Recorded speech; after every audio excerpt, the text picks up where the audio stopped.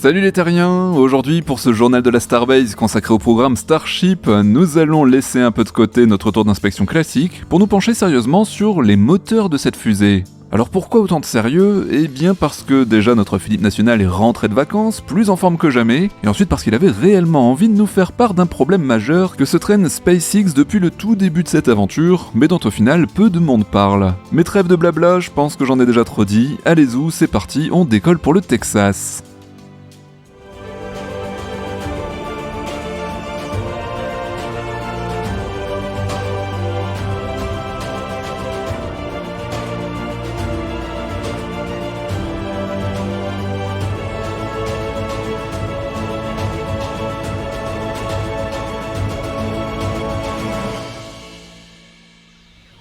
Si vous vous demandez à quel point SpaceX a réellement pris au sérieux les travaux sur les chopsticks juste avant le 5e vol, alors observez bien cet ouvrier qui semble tout droit sorti de l'enfer de Dante. Tout absorbé qu'il est par sa mission, et peu importe l'orage qui gronde au loin, qu'importe la menace des nombreux éclairs qui zèbrent le ciel du royaume d'Hadès, l'homme poursuit sa tâche inlassablement, à coups de soudure, et malgré le danger évident qu'il y a à travailler sur les bras de la tour, risquant au passage de prendre la foudre. Eh oui, quand on travaille chez SpaceX, il ne faut pas craindre le travail en hauteur, ni avoir peur de se retrouver grillé en caleçon, agrippé au cul d'armes, après avoir été frappé par la colère des dieux.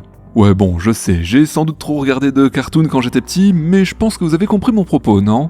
Et si vous trouvez qu'à votre travail, ça vous manque un peu de pouvoir vivre de temps à autre ce genre d'aventure épique, mais que vous n'avez pas les compétences pour travailler chez SpaceX, vous pouvez toujours vous offrir un nuage de pluie avec ce Starship humidificateur, histoire de mettre un peu de fraîcheur dans vos journées, surtout si vous n'avez pas la clim dans votre bureau. Bon, je ne connais pas le prix de ce gadget, mais il y a une chose dont je suis certain, c'est qu'au rythme où l'entreprise progresse dans le développement de sa fusée, bientôt les produits dérivés du Starship de SpaceX seront plus nombreux que ceux de la fameuse saga Star Wars.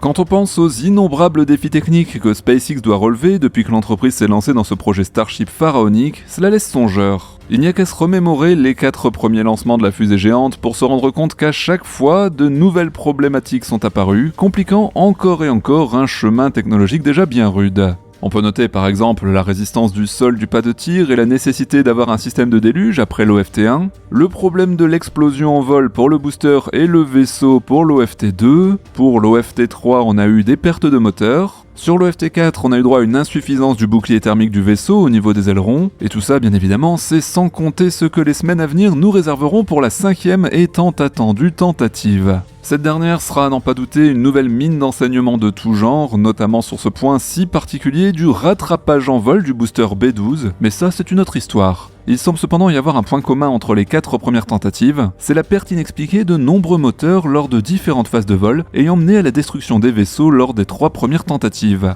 Suite à l'interview d'Elon Musk de la 4e tentative réalisée par Tim Dodd de la chaîne Everyday Astronaut, nous avions abordé le sujet d'un mystérieux phénomène de bouchage des crépines d'aspiration d'ergol dans les réservoirs principaux dans l'épisode 172 du journal de la Starbase. Une problématique nouvelle révélée par le techno-king Elon Musk et qui semblait occuper fortement tout le staff technique. Elon lui avait confirmé l'hypothèse selon laquelle les crépines d'aspiration des tuyaux d'ergol se bouchaient suite à la formation de cristaux de glace d'eau et de CO2 à l'intérieur des réservoirs. Cette pollution par de la glace étant la conséquence directe du fonctionnement du circuit de pressurisation autogène des réservoirs principaux, lequel utilise un mélange d'ergol et de gaz de combustion surchauffé issu du fonctionnement des moteurs. Dans sa dernière vidéo, que vous retrouverez en lien dans la description de cette émission, Zach Golden de la chaîne CSI Starbase, vous savez notre Sherlock Holmes zélé, revient sur ce phénomène en détail. Il précise bien qu'il s'agit pour lui uniquement d'hypothèses de réflexion et non de faits avérés et garantis. Et oui, secret industriel oblige, SpaceX ne peut pas en effet révéler trop de points techniques en détail, mais il y a fort à parier que nous ne sommes pas très loin ici de la vérité. Pour rappel, la pressurisation autogène des gigantesques réservoirs principaux d'ergol aux alentours des 6 bars requiert un apport énergétique colossal que seul un prélèvement de fluide chaud au niveau des moteurs Raptor est capable d'assurer. Contrairement à ce que je pensais dans l'épisode 172 du journal de la Starbase, il semblerait que ce phénomène ne concerne pas le réservoir de méthane liquide. Un schéma plus récent du moteur Raptor montre qu'effectivement, un prélèvement de méthane pur, réchauffé après circulation dans la tuyère du moteur, suffit à alimenter le système de pressurisation autonome. En effet, la majeure partie du refroidissement des parties chaudes sur les moteurs Raptor est effectuée par une circulation de méthane liquide à l'état supercritique, mélange indifférenciable de liquide et de gaz à l'intérieur des pièces constituées de doubles parois comme la chambre de combustion ou la tuyère principale. La quantité de calories récupérées par ce refroidissement régénératif est énorme et suffit amplement à alimenter le système de pressurisation autogène du réservoir principal de méthane. Ce flot de méthane suffisamment chaud peut être donc prélevé avant combustion dans les pré-brûleurs, permettant ainsi d'envoyer vers les réservoirs principaux un flux chimiquement pur et non pollué par les résidus de combustion que sont l'eau et le CO2.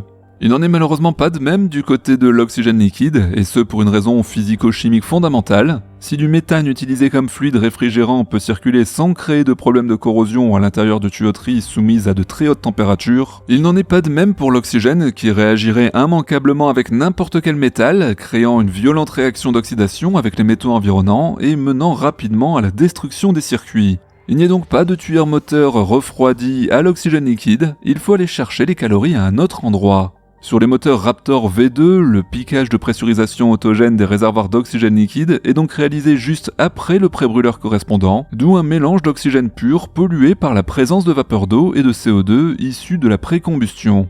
Avec les Raptor V1 et V2, pas moyen de faire autrement, la solution consiste donc à se protéger au mieux des conséquences de cette intrusion de glace dans les réservoirs d'oxygène. De la glace qui va rapidement boucher les filtres et les crépines d'aspiration.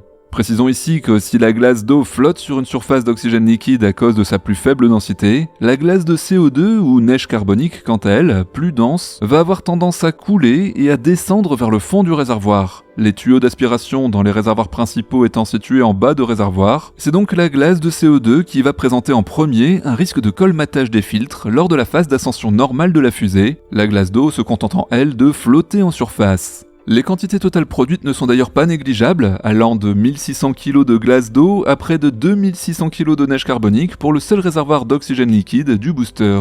Le même phénomène se produit évidemment aussi dans les réservoirs du Starship qui est équipé des mêmes moteurs. Afin de protéger les circuits et les moteurs d'une aspiration de glace, SpaceX a équipé les piquages de tuyauterie à l'intérieur des réservoirs de filtres à mailles fines, mais pour une raison d'encombrement, ceux-ci restent d'une taille modeste, limitant de fait leur durée d'efficacité avant le colmatage. Le fond du réservoir d'oxygène est ainsi tapissé de 30 filtres au total, un par moteur, et les 3 moteurs centraux alimentés par le réservoir auxiliaire d'atterrissage disposent eux aussi de filtres individuels. La neige carbonique, comme je le disais, est la première à se retrouver au fond du réservoir d'oxygène liquide, sa production étant proportionnelle à la poussée globale du booster durant tout son fonctionnement. Les choses se compliquent d'un cran après la séparation du premier et du deuxième étage lorsque le booster entame sa manœuvre de retournement et de freinage, ballottant ainsi ses ergols dans tous les sens et remettant en suspension les dépôts de glace déposés un peu partout dans les superstructures métalliques. La glace d'eau et la neige carbonique se mélangent alors pour former une couche encore plus compacte et colmatante. Zach Golden, qui a réanalysé image par image les vidéos des vols 2, 3 et 4, a ainsi pu établir clairement un lien entre les arrêts moteurs ou leur non-redémarrage et les mouvements probables des dépôts de neige carbonique et de glace d'eau liés au changement de cap brutaux, les rotations et les autres pirouettes réalisées par le booster. Ce problème, identifié depuis le vol numéro 2, n'était donc toujours pas entièrement réglé pour le vol numéro 4.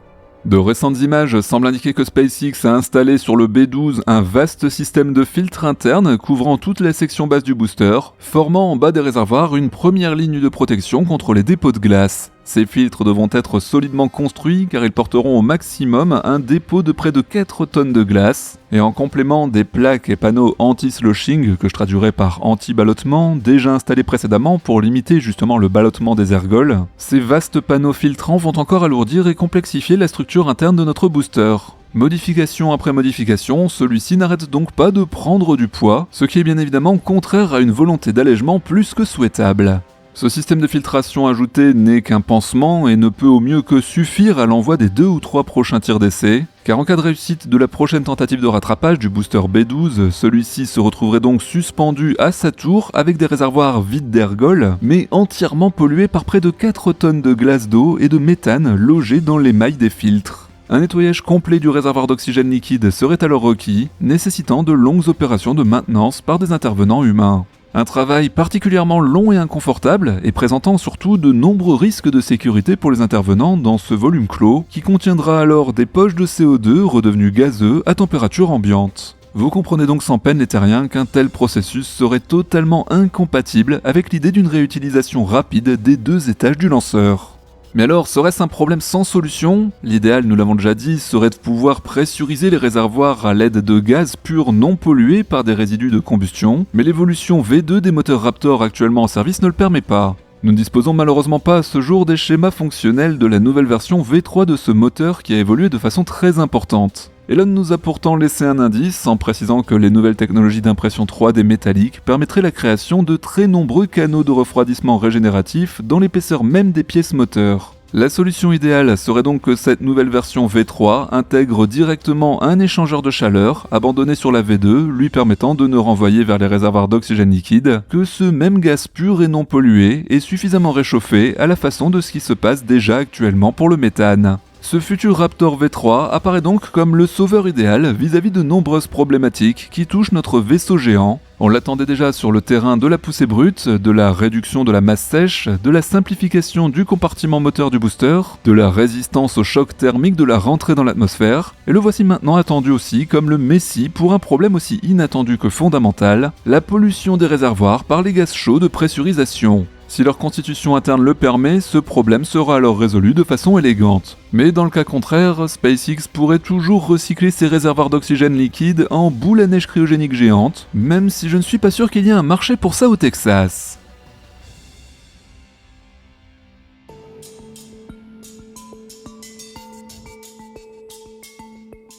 Allez, on passe à la rubrique que vous appréciez tout particulièrement, car notre Philippe National est revenu de vacances et il avait hâte de répondre à nouveau à vos nombreuses remarques et questions. Aujourd'hui, on a choisi la question de Michael et de Explolise. Michael nous dit « En fait, s'ils sont prêts à perdre leur pas de tir lors du rattrapage, ce n'est sans doute que parce que ce pas de tir est mal conçu depuis le départ et qu'ils le mettront au standard du second sous peu et auront tout à démonter quoi qu'il en soit. » Explolise, lui, dans un plus long message, s'étonne que l'on ait construit la deuxième tour avant même le déviateur de flamme. Je vais même le citer, là c'est comme si on posait le toit avant les fondations. Autant le premier pas de tir était un test, on l'a vu avec un système hallucinant mis en place pour refroidir le petit feu des Raptors, après destruction de pas mal d'éléments et la mise en place d'un déviateur de flamme à masser. Alors pourquoi SpaceX prend la même direction pour sa deuxième tour que pour la première ?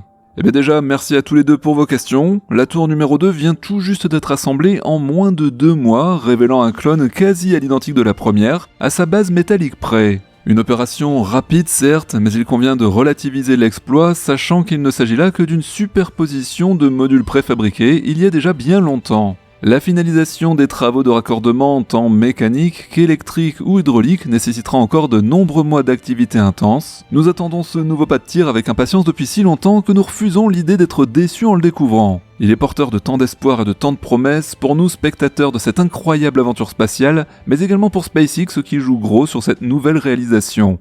Avec un recul de 4 ans et 4 décollages réussis, nous pouvons maintenant scruter ce premier pas de tir historique d'un regard moins indulgent mais plus réaliste. Le dessin initial, quasi minimaliste, voire même presque enfantin du premier pas de tir et de sa table orbitale avant le premier vol de 2022, nous remémore clairement sur le fait qu'il était largement sous-dimensionné vis-à-vis de sa mission réelle. Les incroyables dégâts observés lors de la première tentative de vol ont mis cruellement le doigt sur ce douloureux problème. Depuis cette date, un nombre incroyable de travaux et de modifications ont ainsi permis de faire progresser l'installation, qui aujourd'hui se révèle presque fonctionnelle. Mais précisons bien, fonctionnelle pour des essais espacés de prototypes, mais en aucun cas fonctionnelle dans le cadre d'une utilisation commerciale régulière. C'est bien à cette évolution incontournable et attendue de tous que le nouveau pas de tir devra répondre.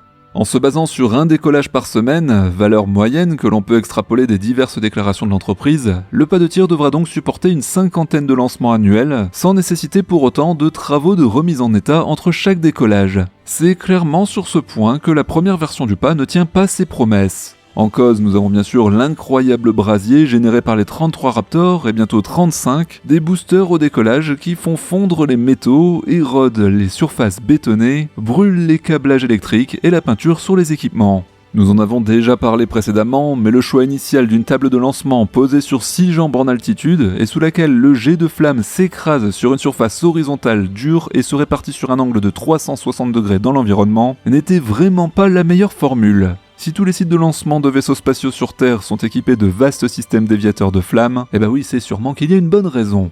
Un équipement fiable et fonctionnel ne peut donc pas faire l'économie d'une telle installation, et ce besoin semble finalement avoir été admis par l'entreprise qui de toute évidence est en train de préparer le sol à recevoir un équipement déviateur de flammes de grande ampleur. Les plus récentes images aériennes que nous pouvons voir du chantier nous montrent en effet 2 rails de pales planches enfoncés dans le sol et qui semblent bel et bien délimiter un tel ouvrage. De nombreuses images 3D circulent déjà, nous montrant diverses possibilités et géométries possibles. Pour ma part, et vu l'énorme débit de flammes à canaliser, je pense que la solution d'un échappement ouvert sur les 2 côtés opposés est préférable. Un déviateur de flammes symétrique éjectant le flux des gaz issus des Raptors dans 2 directions opposées, comme cela est fait d'ailleurs pour le SLS ou la fusée Ariane, c'est une solution qui constitue un bon compromis entre la taille de l'équipement à construire et son efficacité. Vu du ciel, le chantier actuel apparaît encore confus et difficile à lire. Cependant, et comme tu le précises, Explodise, il est important que les activités de fondation soient cohérentes entre la tour et le déviateur de flammes, afin de ne pas se retrouver avec les mêmes problématiques que celles rencontrées sur le pas de tir numéro 1.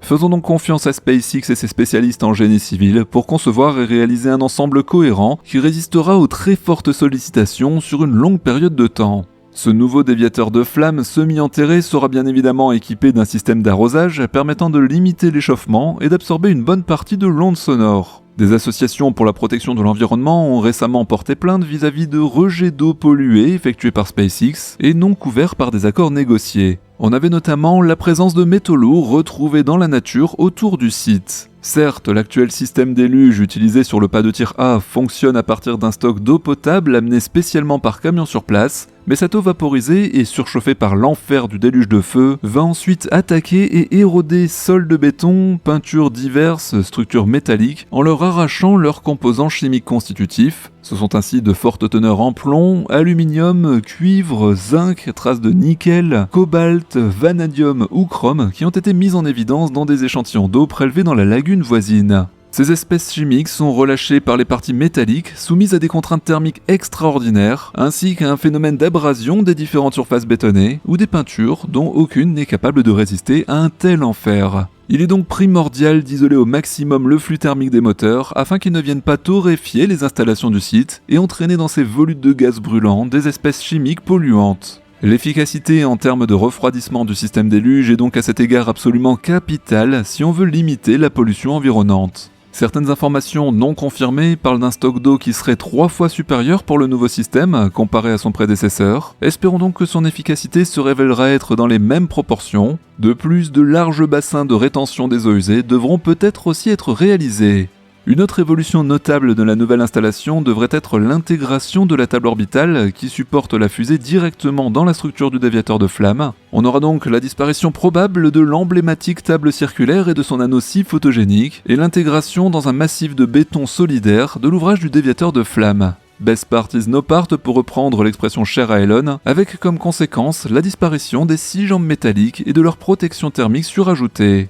Une telle configuration serait nettement plus cohérente, permettant notamment de mettre à l'abri derrière un béton épais les nombreuses tuyauteries et systèmes électromécaniques nécessaires à l'équipement du pas de tir. On aura aussi la simplification ou la disparition peut-être également de différents circuits anti-déflagration et anti-incendie dont était équipée la précédente version, une démarche rendue possible par les nouveaux moteurs Raptor 3.0 et une partie inférieure des boosters totalement refondus.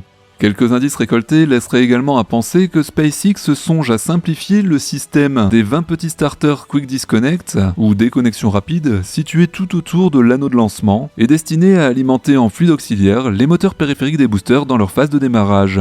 Une distribution interne aux boosters par des tuyauteries circulaires alimentant l'ensemble des 20 moteurs périphériques permettrait de se contenter d'un seul point de connexion avec sa base, fiabilisant la séquence de décollage et supprimant les déconnexions multiples. Par contre, le principe des 20 bras mobiles rétractables qui portent toute la masse du vaisseau sur son pas de tir n'est pas supprimable, ils doivent en effet obligatoirement s'escamoter rapidement afin de laisser passer les tuyères des Raptors périphériques qui elles débordent largement du périmètre extérieur de 9 mètres de la coque. Cela n'empêchera peut-être pas SpaceX d'inventer à l'occasion une nouvelle cinématique plus simple et fiable que celle actuellement utilisée.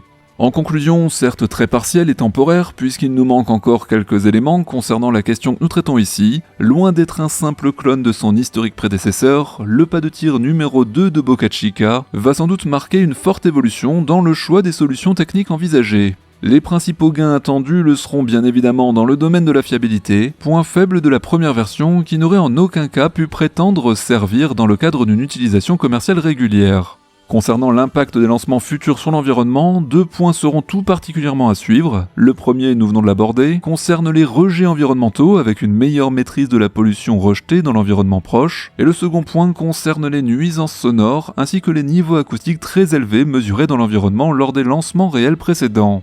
Si l'orientation du nouveau déflecteur de flamme est bien choisie et son dimensionnement adapté, on devrait noter une nette diminution de cette nuisance vers les zones habitées les plus proches. Moins de chance par contre pour ceux qui se situeront dans l'axe de rejet des flammes du déviateur, on ne peut pas gagner sur tous les tableaux.